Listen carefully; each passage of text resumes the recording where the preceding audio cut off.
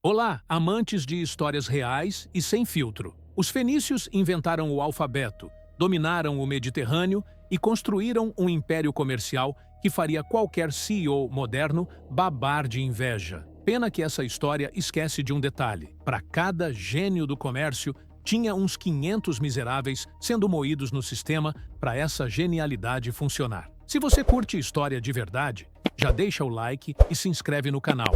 E fica até o final para curtir a música que fiz para você. Porque aqui a gente não passa pano para civilização nenhuma. E olha, você acha que sua vida é difícil? Que seu chefe é insuportável? Experimenta nascer fenício. Qualquer fenício que não fosse filho de comerciante rico. Aí você ia ver o que é problema de verdade. Quando você pesquisa sobre os fenícios, o que aparece? Mestres da navegação, gênios do comércio, inventores do alfabeto. Parece post de LinkedIn de coach quântico da antiguidade. Os fenícios tinham mindset de abundância e dominaram o mercado mediterrâneo com resiliência e networking. Só que essa versão bonita é tipo trailer de filme, mostra só a parte que vende ingresso. Ninguém fala do medo. Ninguém fala do que acontecia com quem nascia do lado errado daquela sociedade. E é exatamente isso que eu vou te mostrar agora. A parte que faria você repensar muito essa admiração pelos gênios do comércio. Primeiro, vamos situar a coisa.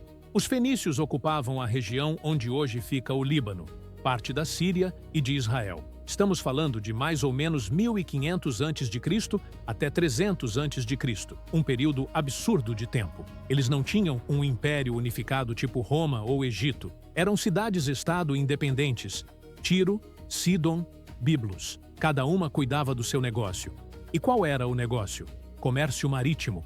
Os caras navegavam o Mediterrâneo inteiro. Fundaram colônias até na Espanha e no norte da África, Cartago sendo a mais famosa. Comerciavam de tudo: madeira de cedro, tecidos tingidos de púrpura, vidro, escravos, metais. Sim, escravos estavam na lista junto com tecido e vidro. Agora imagina o seguinte, essas cidades portuárias não eram tipo Miami. Eram mais para uma mistura de Porto de Santos na década de 80 com o mercado popular superlotado, com o detalhe adicional de que não existia saneamento básico, antibiótico ou qualquer noção de direitos trabalhistas. Vamos falar do cotidiano. Se você nascesse em Tiro, por exemplo, que era tipo a capital informal dos fenícios, o que te esperava? Se você fosse filho de comerciante rico, ótimo. Vida boa, casa confortável, comida garantida, acesso ao luxo. Se você fosse qualquer outra pessoa, bem-vindo ao inferno. Os portos eram imundos, o cheiro era uma mistura de peixe podre, esgoto a céu aberto,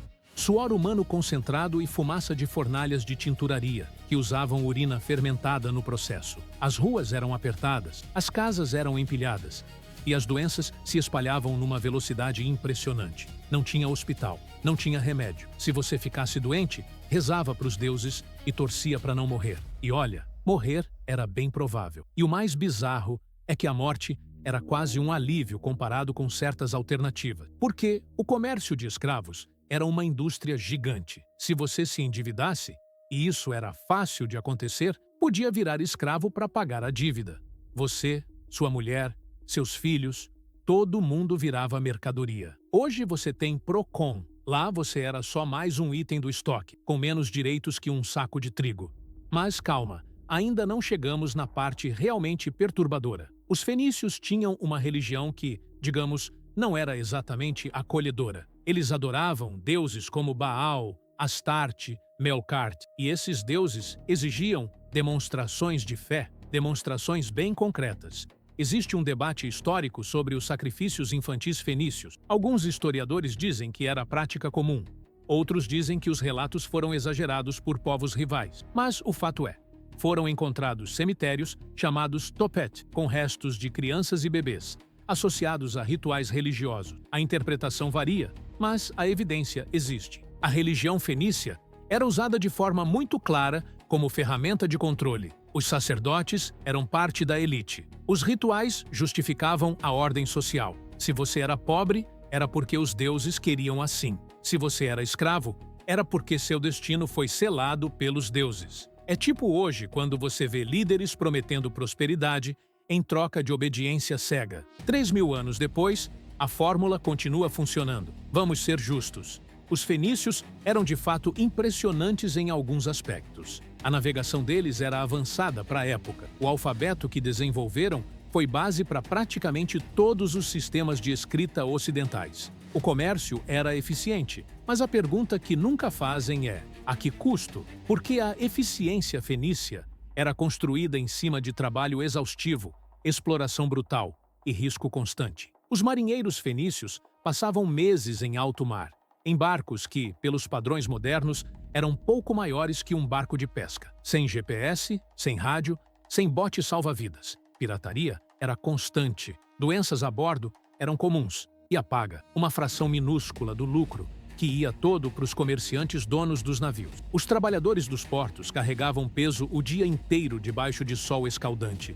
Sem proteção, sem limite de jornada, sem nada. Morriam de exaustão, de acidente, de doença e eram substituídos no dia seguinte. Porque mão de obra barata, escrava, na maioria das vezes, era o recurso mais abundante. E tem mais um ângulo que quase ninguém menciona: como os outros povos viam os fenícios. Para a gente, olhando de longe, eles parecem gênios do comércio. Mas para quem vivia na época e tinha que lidar com eles, nem sempre a visão era tão positiva. Os gregos, por exemplo, tinham um termo nada carinhoso para descrever os fenícios: trapaceiros. Gente que vendia qualquer coisa para qualquer um, sem escrúpulos.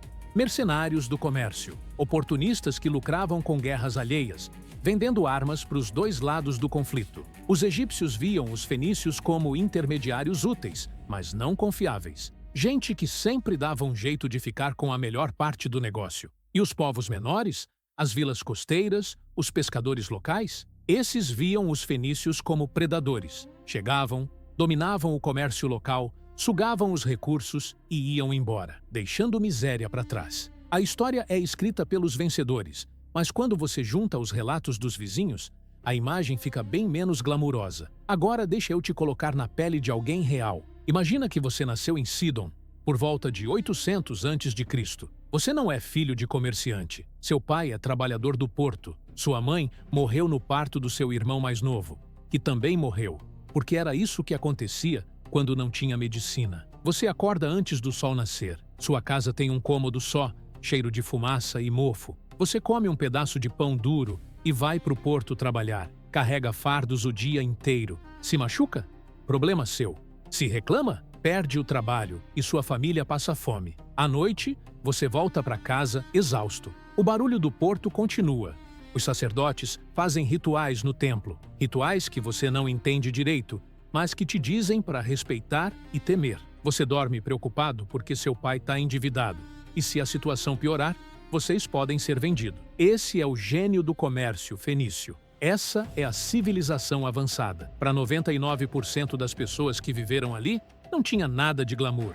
Era sobrevivência no modo mais bruto possível. Os fenícios foram importantes? Foram. Inventaram coisas fundamentais. Conectaram o mundo antigo. Fizeram história. Mas quando alguém vier te vender essa imagem de civilização brilhante e gênios do comércio, lembra dos marinheiros que morriam no mar sem ninguém saber. Lembra das crianças vendidas como mercadoria. Lembra do trabalhador exausto que nunca viu uma moeda de ouro na vida. Os fenícios foram gênios? Pode ser. Mas se te oferecessem uma passagem só de ida para viver entre eles, você ia correr na direção oposta. E ia correr rápido. Agora me diz, você teria coragem de trocar sua vida atual, com todas as reclamações, com todo o estresse, pela vida de um gênio do comércio, fenício? Comenta aí embaixo.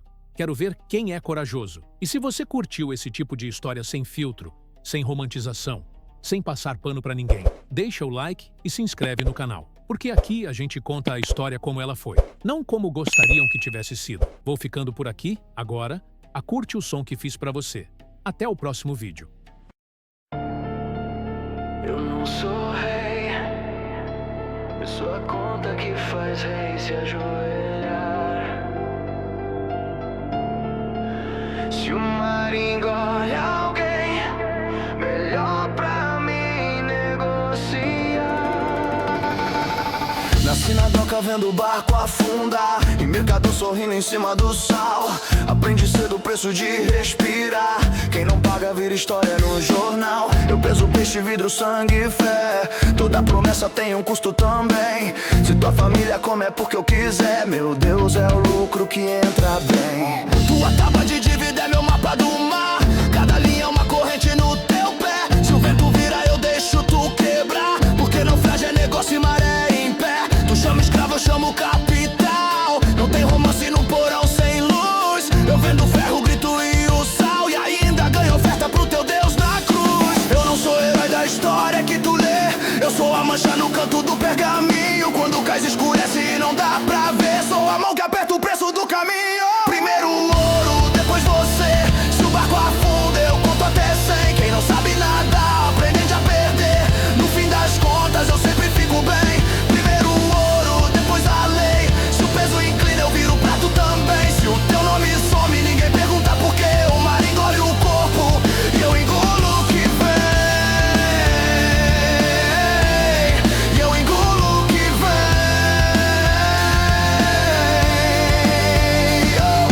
vem. Conta as moedas, engole o mar. Se não pagar a onda vem te achar. Eu compro guarda, juiz e capitão.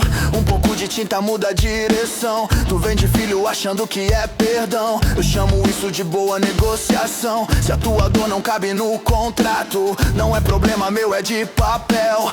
Carimbo em cera, selo o teu trato. Quem lê lágrimas não tá pronto pro céu. Pago testemunha pra jurar que te viu. Assinando feliz teu próprio gás. Se reclama depois que o sol sumiu.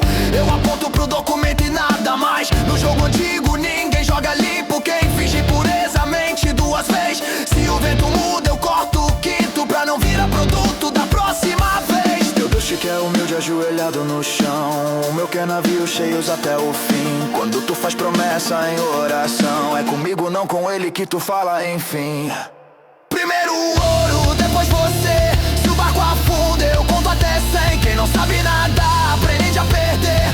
No fim das contas eu sempre fico bem. Primeiro o ouro, depois a lei. Se o peso inclina eu viro o prato também. Se o teu nome some ninguém pergunta por quê. O mar engole o corpo e eu engulo o que vem. Lotado grito vinho, cais. Tua voz mistura no barulho do metal. Quem não entende o jogo vira cais. Quem entende cedo vira eu no final. Não existe dívida justa por aqui. Só quem cobra melhor, só quem morde mais. Se o teu suor pinga, pinga pra mim. Tua vida inteira vale menos que meus cais. Às vezes eu vejo teu olhar quebrar. Quando eu digo traz tua esposa também. Mas não é peso que me faça afundar. Peso que me importa é o que entra bem. Se eu cair um dia outro toma meu lugar. Mais cruel, mais fome, mais desespero. Então eu prefiro ser quem vai pisar do que ser o corpo preso no ferro. Respira fundo. Ouve o som das correntes. Aqui ninguém é inocente. Pausa de um compasso. Primeiro ouro, depois você. Grita meu nome quando faltar alguém. Se o mar levar metade, amém. A outra metade eu vendo pra alguém. Primeiro o ouro, depois a lei. Escreve isso na tábua, grava bem. Se a história um dia tenta me esconder, vai ter sangue no rodapé dizendo eu mandei também. Quando falarem de como era antigamente, vão chorar pelo escravo, pelo mar, pelo rei. Mas atrás de cada glória na corrente tinha um rosto como o meu. Eu nunca me arrependi do que eu fiz, eu sei.